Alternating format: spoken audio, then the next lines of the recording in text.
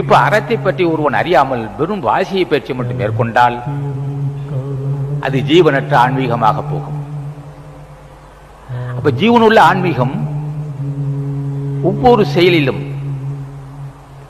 வஞ்சனை இல்லாதிருக்க வேண்டும்.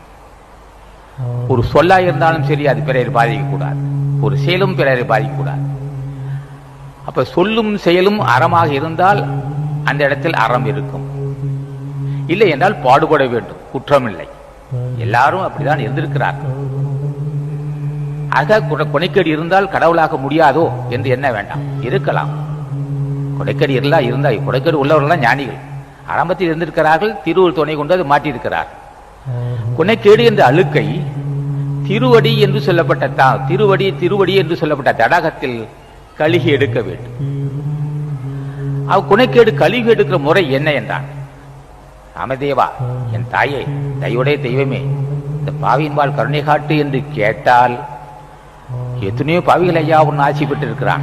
நாயினும் கடையனாகி எத்தனையோ பாவிகள் ஐயா உன் ஆட்சி பெற்றிருக்கிறான்.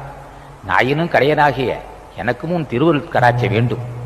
என்பால் கருணை கொண்டு என்னை ஏற்று அருள் செய்ய வேண்டும் தாயை என்று சொன்னால் அழுக்கா ரவா வெகுளி இன்னா சொல், பொறாமை, பேராசை, சினம், வன் சொற்கள் என்று சொல்லப்பட்ட அழுக்கு கழுகப்படுது.